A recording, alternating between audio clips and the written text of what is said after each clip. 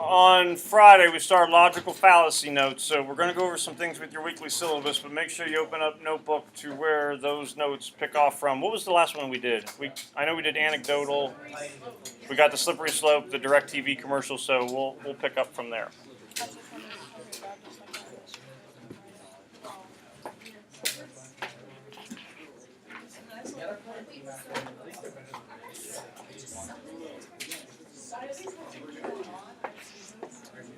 So Thursday,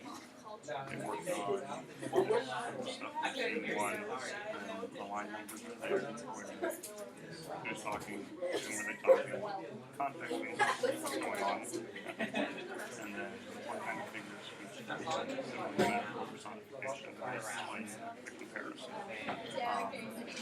Friday, turned in vocabulary for issue, so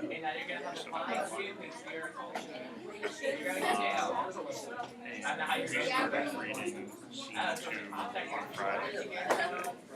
Tomorrow and Thursday, we're doing those CDT tests. Which are usually kind of work out. So, missed a couple days. If you need to take care of other stuff at home with those classes, I would say you could do this. Tomorrow, Wednesday, kind of maybe read scene 2, start 2, take the cut off. Come Thursday. Everything okay? Yeah.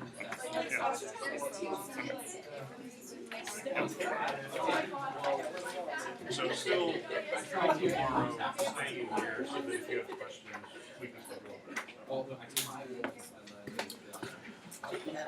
Couple little things so far as housekeeping and whatnot. Weekly syllabus, you can see we're hoping to finish up logical fallacy notes. My guess is we might have like 1 or 2 terms to really finish off tomorrow.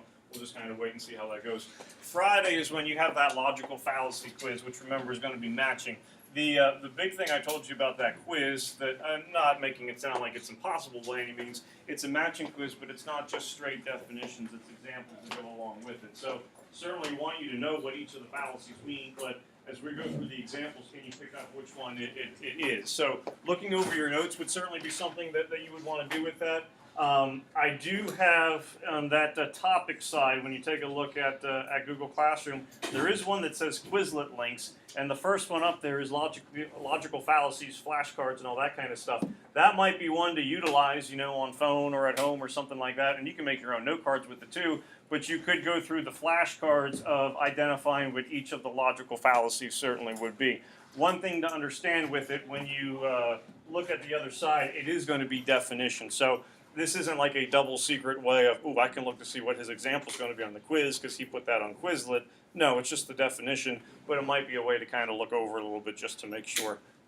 Those of you who had me last year, literary terms, were using Quizlet a lot with those kinds of things, so it would just be kind of picking up with that. So there is a Quizlet link there for it. Other thing for PIT resources, and I'm just mentioning this because some people started bringing in some paperwork for me. If you want to sign up for the PIT credit, going with next Friday is when you want to bring those things in. Some of you have started to sign up for the stuff on Aspire. That's perfectly good. Once you're done, you can bring it in. If you're signing up for multiple classes, just understand that you need to get both teachers, or 3 teachers, depending on how many classes you have, to sign the form. You can't give me a form for like CHS French and argumentation and just get my signature. You'd have to have Madame Maragoni's signature on it as well. So whatever teacher you give the form to is fine, but just make sure that that person signs off that yes, you are taking this class and that you're signed up for. And you also need to get a parent signature or guardian signature on the form to make sure that gets taken care of. You can't, we're not forging names where the form needs to get turned in. Since I have next semester, would I still? You wouldn't, because you will just wait until, because we can't guarantee that you're taking that class for sure until you're actually taking the class here. So you'll just go through this all again next semester. So if you have prop stat next semester, we'll just do it again. If you're taking calc or something this semester all year long, that one you can't take care of.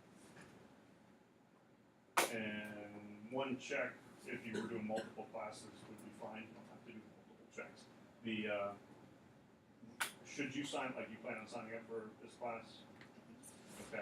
You want to make sure that when you sign up next semester for, was it prop stat that you were doing, your account is the exact same one, so that there's not two of you running around the database, because that can make things kind of messy sometimes. So I think we should be all right. Questions about any of those things? Good. Mike, you want to just close the door, because lunch bells start ringing and all that kind of stuff. And when you do go to sign up for the form, it's going to ask you what's like your class code and all that stuff. I have that all written here right above the link, so you can just punch in those numbers in that section code and be perfectly fine and okay. All right. So logical fallacy quiz on Friday. We'll finish going over that stuff today, tomorrow if need be. Afterwards, on Wednesday, going into Thursday and whatnot, we're going to start getting ready for our next topic, debate topics. And it's going to, I don't want to say we're doing like current events necessarily, but we are going to come up with resolutions, topics to debate based on, I don't want to say necessarily current events, but at least things that are going on, whether it be issues, events, people, it could be entertainment. By no means does it have to be political and all that kind of stuff. So if there are things out there that you're going, boy, I hope we can debate this, this is the assignment coming up where you kind of get to do those things, potentially. Now, before Mike gets super excited, we as a class are going to end up picking like 4 topics, 4 resolutions that we're going to be researching. So it's not Mike gets whatever he wants, Becca gets her topic, Nate gets his topic. We're going to be picking topics together as a class, but kind of start thinking what are some issues that you might want to investigate, because this will be a time that they should potentially. Okay. So Slippery Slope was the last one that we did. DirecTV.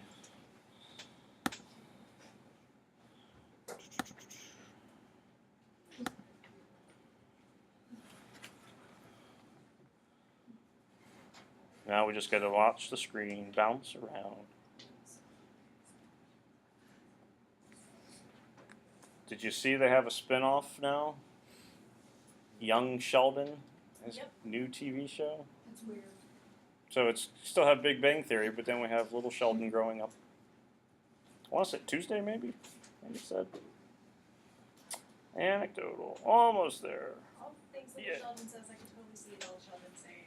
So that's pretty good. Curious to see how long the spinoff runs for. Maybe be good. Who knows? All right, so appeal to authority. One of the things to keep in mind as we're running through all these definitions and whatnot, it's not that you can't ever do these, anecdotal evidence, appeal to authority and stuff like that. It's more of the case that you do this in place of having an actual argument. So when we start selecting topics and we start researching, and I have laptops out there for you to kind of begin looking things up, what's going to be the first thing that a lot of people do? Doesn't mean it's bad, doesn't mean it's wrong. But when you get the ability to start looking up information, what happens? Play music. Play music. You play music. You said when you start looking stuff up. I hope not. But you asked our opinion. Earbuds, you're not allowed to have those. I've been told a lot of different things from a lot of different people. Add me to the list. This is my domain. From the research standpoint, where do you go? Google. What are you going to? Yeah, sometimes Wikipedia. Say we're researching, I don't know, bell schedules for North Hills. So you want to push it back to 8:30. What would be like topic that someone would type in? All the schedules. Yeah, bell schedules. Why school should start later. Arguments for school starting time. And what you're looking for are sources that are going to back up your argument. Well, here's the issue that folks will kind of run into. Instead of actually coming up with their own argument and using sources and authority figures to support it, they base their argument solely on what the authority figures have stated. So if Ange looks up bell schedules and finds 5 articles that she likes, her argument becomes, this is what Article 1 said, this is what Article 2, Article 3, 4, and 5 all said. My issue is, well, you never told us what your actual argument is. There's nothing wrong with using authority figures to certainly heighten and elevate your argument to enhance it, but you don't want your argument to solely be based upon what authority figures have said. And that's not even getting into the whole reliable, unreliable sources and whatnot. but it's making sure that you come up with your own argument. I would say the first thing that you would want to come up with for your specific topic is don't even open the laptop. Come up with ideas that you have. Then you try to find things that could further enhance those ideas, support those ideas. But we know then that Rebecca has come up with the topics, Camille has come up with the topics, as opposed to what the article has said, what some kind of online resource has used. So, in this example, not able to defend his position that evolution isn't true. Bob says he knows a scientist who also questions evolution. The big thing here is this not able to defend his position. Our hope is you're able to defend, you're able to develop your position, then you don't have to worry about appeal to authority. You can certainly use sources, that's not a problem. You actually have to use sources throughout the course of the year, but make sure you're not doing something in place of actually having your own argument. Bandwagon. This is one that certainly we've used before, and probably when it comes to sports teams is when it gets mentioned a lot. Game 6 of the Stanley Cup, that's when you'll see some Penguin jerseys showing. 3 years ago, we saw a lot of Pirate jerseys. Nope, don't see any. I haven't seen one pretty much all year. Did you wear your Pitt shirt on Friday, and now you're wearing the Penn State one on Monday?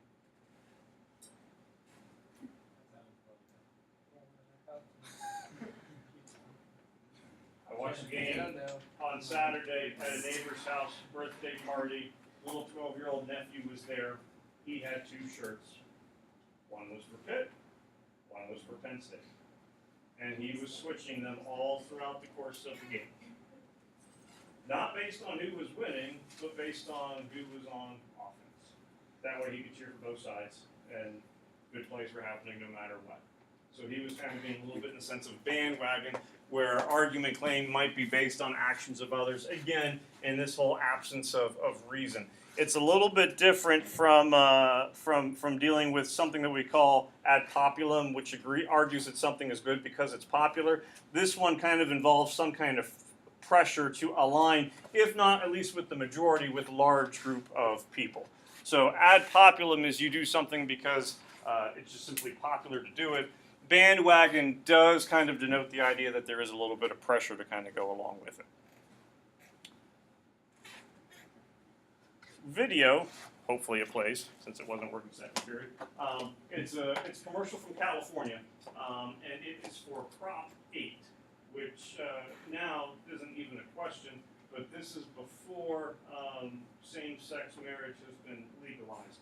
Prop 8 was a referendum that was put up to voters in the state of California that would not allow same-sex marriage to take place. So you got a commercial that is arguing against the passage of Prop 8 that would be nullifying or disallowing same-sex marriage to occur.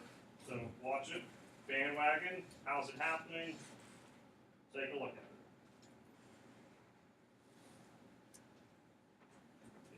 Hi. Hi. Hi. I'm a mom living right here in California. And so am I. And so am I. So On November 4th, I'm voting no on Prop 8 because I want my kids to know about the American dream, about dignity compassion, and kindness, We refuse to be scared by all the lies. About what will be taught in schools. So on behalf of so many moms across California, Say no. Say no. Vote no. no to Prop 8. Equality for all. Vote no on Proposition 8. Thank you. Why did they say equality for all? What's that? They said equality for all, Mhm. and it's for same-sex marriage. Well, Prop 8 would not allow same-sex marriage. So Proposition 8 is going, you cannot have same-sex marriage. They're saying vote against Proposition 8, and one of the arguments being equality for all, so whether heterosexual or homosexual have the ability to get married.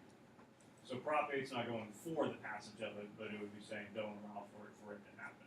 Now, keep in mind, whether it doesn't matter what the stance would be on same-sex marriage, bandwagon doesn't mean the argument itself is invalid and that there cannot be merit for it. Bandwagon is, though, the idea that there's a pressure to align with a certain vote or a certain viewpoint on an issue.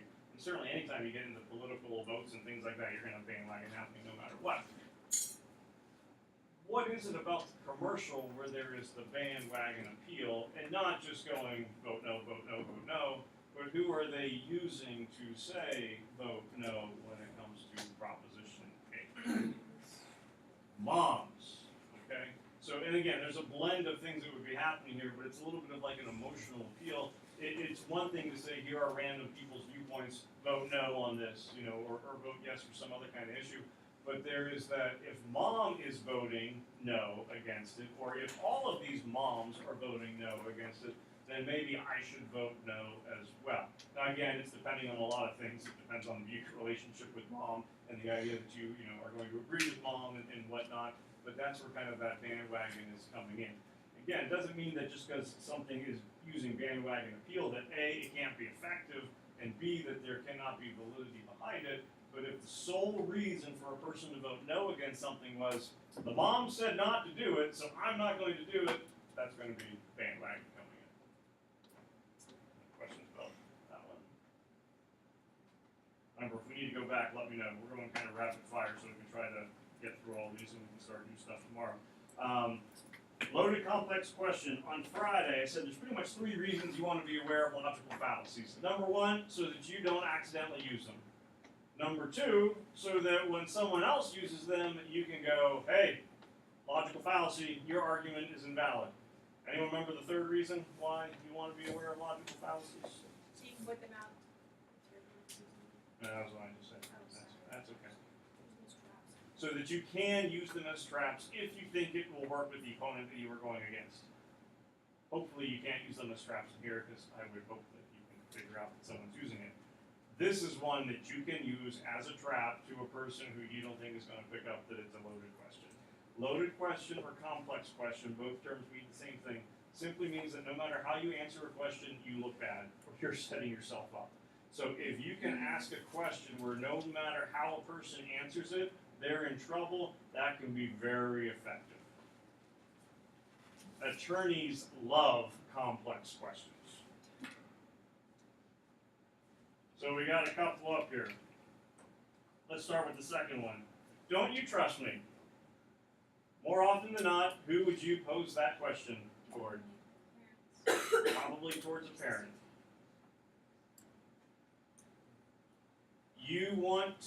Grace wants to go to Cleveland for a concert that's not going to be in Pittsburgh or anywhere close to home. Her and a couple friends are going to go, want to go. Parent at home not too happy about it. No, you can't go. Grace pulls out the "don't you trust me" card. What happens if parent goes, "No, Grace, I don't trust you"? I'd be very surprised. You get very upset. Nick's going, the nuclear holocaust is about to begin in the Clunan household. What happens if parent goes, "Yes, Grace, I do trust you"? And you're gonna let me go. They're all saying that you should be allowed to go. My parents' answer to that question is, yes, I trust you, but I don't trust other people. That's We what you hate get around that. That's you get around that. I always I go, don't "I trust trust you. you, but I only trust you at," and then I give the address. And then like once you leave that address, no, I don't trust you Well, anymore. what my mom says is before Once you say leave that don't you trust me, it's I'm no. gonna tell you here. That's what my mom says to my And friends. it's clear cut in that way. My mom says she doesn't trust me. Take a look at the first one. You're in relationship with quotation mark significant other. You're not in a relationship with a significant other. I'm going to tell you that right now, but you can pretend that you are. Significant other says, "Do you love me?" Now we got an issue. So where do we say it? That's a real issue. That's real. If Josh were to say, Smack it. "No, I don't," then a hand to the face, a fist to the gut, something could happen. Tears. How would you If you answer? could be, especially in public, then yeah, the tear thing gets bad. Should he say yes? He's lying. And I'm not speaking for Josh, but should he say yes, and that answer might not quite match up yet with his true feelings, then he's kind of setting him up for some issues later on. So no matter how he answers it, it might not work out well. Josh, I hope this doesn't happen. Did you take That your hand to the or- face? Go ask for. This is getting smart enough not to ask him the question. If when we talk about oxymorons later in the year, I'll mention like happily married as being an oxymoron, and some of you will giggle and others will be disgusted. kind of see where we're at that point. One of the best examples of like loaded question working was when older daughter Addie 9, now at the time it's probably 3-4 years ago, we stopped at my mom's house I don't remember why, it's like to make a quick stop. She lives in Western, so it wasn't like out of the way, and then we were gonna go home. My mom is the slowest talker who has ever walked this earth or will ever walk the earth, and she talks nonstop about stuff that most of the time I'm not too concerned about, and this was one of those days. So what do I need to do? Get out of there as soon as possible. What do I say? Sorry Mom, we gotta go because I need to pick up, we ordered dinner, gotta get takeout, so yeah, bye. We get in the car. What does Addie say? Or ask? When is it okay to lie? Whenever you're finding convenient. When it benefits you financially. So should I say?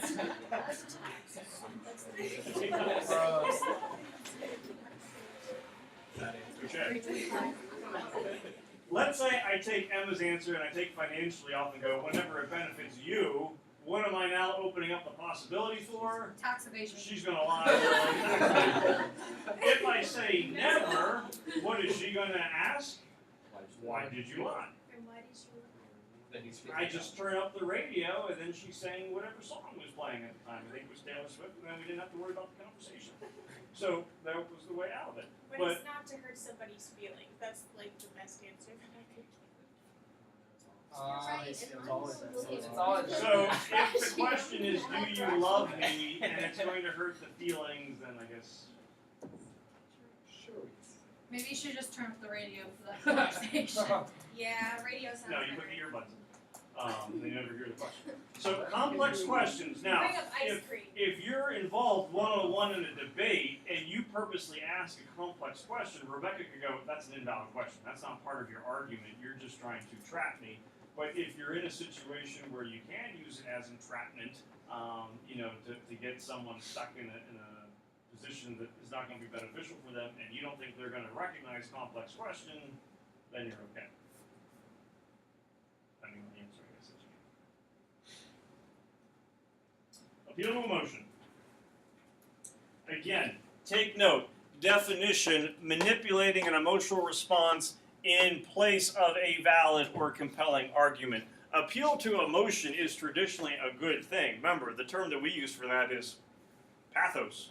Ethos, pathos, logos. Yes, we want most of the argument to be logos, but there's nothing wrong with having an emotional appeal. It can work very well with connecting with your audience. But the problem, because are you using that in place of a valid or compelling argument? If your whole argument is based from a emotional response, you don't have an argument, you don't have reason, you don't have logic behind it. That's problematic. So while it might not have been sheep's brains and chopped liver and Brussels sprouts, we've probably all been in a position where there is a large quantity of peas on your plate, or lima beans, or some kind of food that you are convinced that you are not going to eat, and then that same parent that does not trust you goes, you should be thankful for the food on your plate, there are starving children in, list of countries follows, and they're trying to guilt you into why you should eat the food. And sometimes that works. Sometimes not. Now, if it was, you need to eat these carrots because you need more beta-carotene and poor eyesight runs in our family, then they might have a logical reason behind it. That's about it. Or ask for ranch. You know what I say sometimes whenever my parents like. This has nothing to do with taxation. No, it has nothing to do with tax evasion. They say there are children starving in Africa. I say, do you have a stamp? They say, yeah. Send it to them. Go ahead. Well, and whether you eat the Brussels sprouts, lima beans, cauliflower, whatever the case may be, there's still going to be starving people somewhere in the world, no matter what. Yes. So 1950s, when people were worried about nuclear war, Red Scare, and all that kind of stuff going on, you have an emotional appeal here so far as buying the war bonds. Again, can there be logic behind it? Absolutely. But you're going through that fear factor of, oh my goodness, we shouldn't have 6, 7, 8-year-olds wearing gas masks and things like that, and worrying about those things during school days, as opposed to math problems, vocab, stuff like that. Skip this one for time. There you go back. All right. Black or white reasoning. You get a couple different names for this one. One of them is down at the bottom, false dichotomy. Another term that'll get used for it is either or reasoning, for the simple fact that the words either and or tend to show up. What's happening with black or white reasoning is you're taking some kind of complex issue and you are reducing it to only two possibilities. Either this or that. Now, there certainly can be some situations where it is either this or that. Frankie's walking down the street, I put a gun to his head, your money or your life. What you do at this point is you take your wallet, which has zero money in it, you throw it in the direction to take off. Keep your money. No, because the person, you throw that wallet far enough, they're going to go looking for the wallet, not going to go looking for you. If you're wearing flip-flops, you got a problem, then they don't look. Take your shoes off and run. Or you take the bottom. Okay.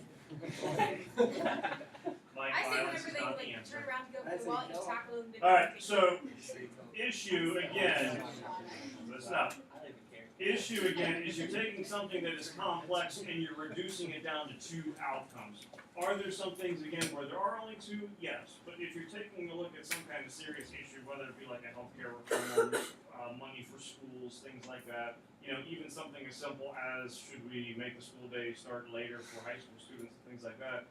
If you present something in the, well, either you're with us or you're against us camp, that's where that false dichotomy is being set up. Most issues are complex enough that there's multiple viewpoint solutions, things like that, that you can view, that you can take a look at, that you can argue. So either or reasoning, black and white reasoning, complex issue, reduced down to only two possibilities.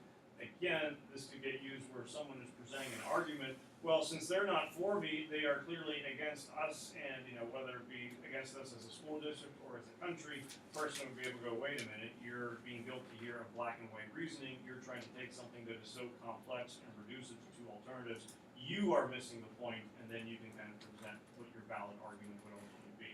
So if it's a complex issue, it gets reduced down to 2 points, you're probably going to see the terms either or showing up. That's your cue, black and white reasoning, either or reasoning. Those of you who are siblings, especially those of you who are younger or youngest siblings, you've probably dealt with false analogy before. False analogy basically is saying if two events, two people, two parties, two issues share at least one similarity, they must therefore share all similarities and characteristics. Yikes. So just because Camille and Madeline share the same last name and the same gene pool doesn't mean that Camille is the same person as her older sister. For good or bad. That's up for you to decide. Those of you who have taken a class and the person goes, oh, another one of them, that's where you would have a false analogy kind of take place. Some of us have personal experience in that too. Like you if you want. When you're dealing with like conflicts, again, I'm not going to worry about this video today.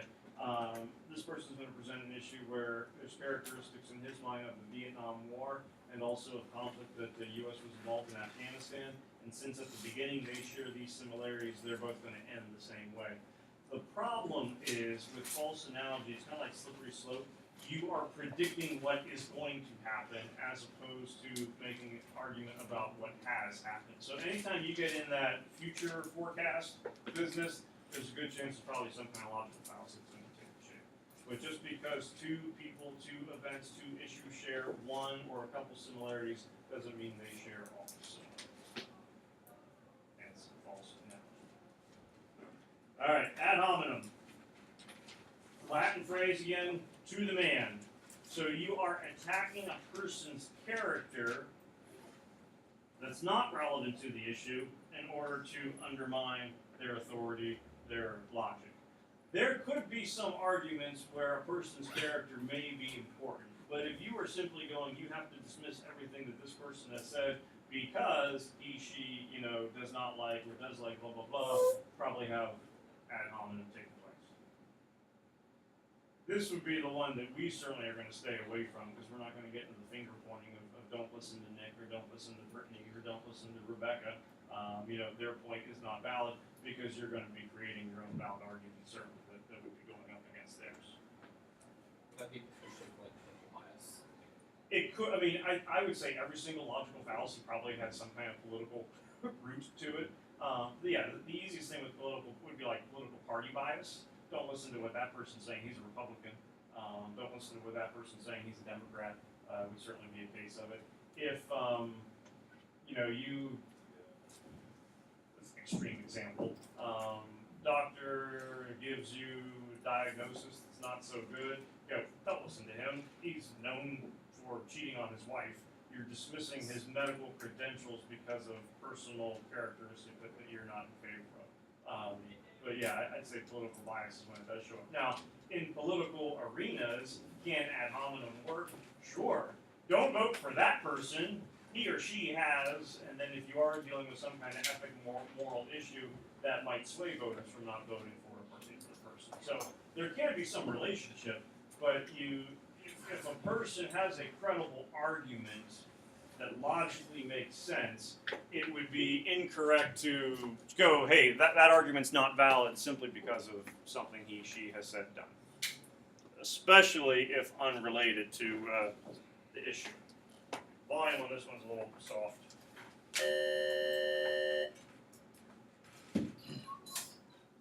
Can't maybe trust him. This is a cat at the kitchen table. Cats aren't supposed to be at the kitchen table, are they? No, they're not. Cats, they're reckless, too dangerous for America. And look at this face. Do you see that? That's called scorn. What's he so angry about? Anyway, he likes living in the land of the free. That's probably because he's a socialist. Don't believe it? Well, listen to this. Yes, that's right. He just said, "Mom." Coincidence? I don't think so. Cats. We don't have proof they aren't communists. It's even worse than that. Cats violate our borders, ignoring the rule of law. Look at this cat. He probably just ate a songbird. Ask yourself, hasn't your backyard been a little quieter than usual? Cats. They're angry Ridgeville beats that break the law, eat songbirds, and they're probably secretly socialists that hate America. Cats. Too extreme for America. Is that Let's ask the President Committee to elect dogs. Dog. Hands best friend. That is a Now, another example ad hominem, very compelling. but this is one that would probably be viewed as being more acceptable because it's happening in courtroom. This is coming from film A Time to Kill, John Grisham novel also. So you have Samuel L. Jackson is character who is on trial. He is on a trial for murdering two people who raped his daughter. So it's like a revenge murder for an event that happened. Whoops. actually raped and killed? I watched it. Messed up. Mr. Buckley, Yes? you're a witness. Oh, I'm sorry, excuse me. Thank you, Your Honor. Good morning. Morning. Dr. Bass, could you please state for the record your full name? Willard Terrell Bass. Terrell Bass. That's a very unique name. Now, Doctor, have you ever been... The doctor is just given testimony on behalf of the defense, has said that basically Samuel L. Jackson would have been temporarily insane at the time of the killing because of factors that have taken place. So, witness for the defense, Kevin Spacey is prosecutor, who is now has his chance to question the convicted witness. of a felony? No, of course not. Yes, sir. As certain of that as you are of the testimony you've just given before this jury? Of course. All right, so let me just understand this now. Since you are under oath, you're telling me and this jury that on October 17th, 1960, you were not convicted of statutory rape? Objection, Your Honor. Dr. Bass is not on trial here. Your Honor, this goes to the heart of the credibility of the witness. Overruled. Continue, Mr. Buckley. Thank you. Now, Doctor, were you convicted of statutory rape? You got the wrong man. Really? Well, I have some mighty interesting photographs of you taken with a female underage in a motel by the Dallas Police Department on September 11th, 1960. Would you like to look at these visual images and see if they refresh your memory? No, I didn't think so. Your Honor, we would like to enter into evidence these court and police records showing that on September 15th, 1960, this man, one Terrell Bass, pled guilty to statutory rape. Now, Doctor, I'm going to ask you one last time, were you or were you not convicted of statutory rape? Well, I can explain. I'm not interested in your explanation, Doctor. Just answer the question, yes or no. Yes, yes, I was.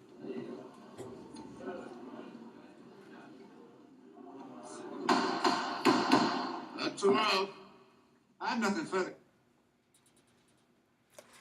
Now, in that case, you can certainly make a couple different arguments that, well, that's not ad hominem because you're dealing with a rape case. Now you have a witness who has been convicted of statutory rape, and he's giving medical advice to it that is certainly going to be in conflict maybe with, you know, his own actions. Is that ad hominem tied into the issue?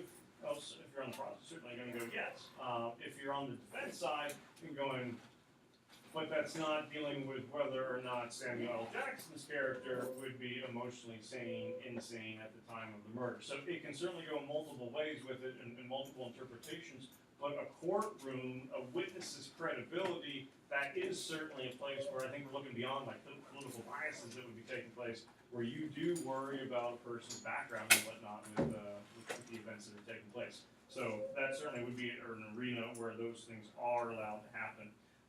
Texas sharpshooter this is where you tend to be looking at statistical data quite a bit, locating data to suit an existing presumption or conclusion. Global warming should be less of a concern. Worldwide CO2 emissions dropped in 2015. I think when we were doing the Tillman model, Emma, you were asking if like the stats and things like that are accurate and whatnot. And in 2015, global emissions did go down. You hear about climate change and those concerns happening quite a bit. So if a person were going, well, you know what, we don't have to worry about global warming, what would be a point of evidence that they might look at? Global emissions. Any idea why global emissions decreased?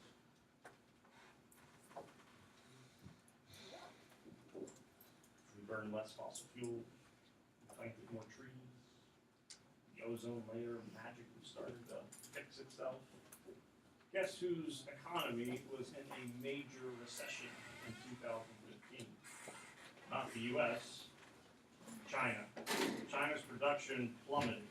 What happens in 2016 and 2017? Going back up. So those global emissions have probably changed. The Texas sharpshooter would be where a person locates a specific piece of data that is going to help their point. They don't use that to come to a conclusion, but a conclusion has already been drawn, and we're using that to support one. Is that basically cherry-picking your data? Yeah, that'd be another term that gets used quite a bit. So you have a preconceived presumption, and now, yeah, you're just trying to find little things. Yeah, the data that supports your argument. I'm making this up. The last 5 Nobel Peace Prize winners come from Pepsi to Coke. You know, so therefore, Pepsi Makes you a nice person. yeah.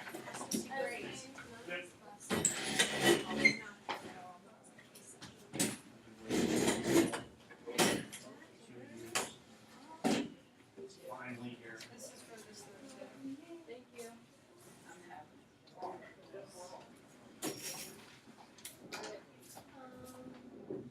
So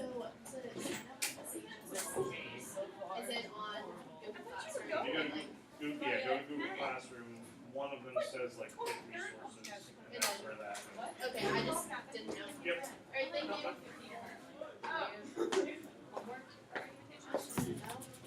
you. Just getting ready for Friday's quiz at this point.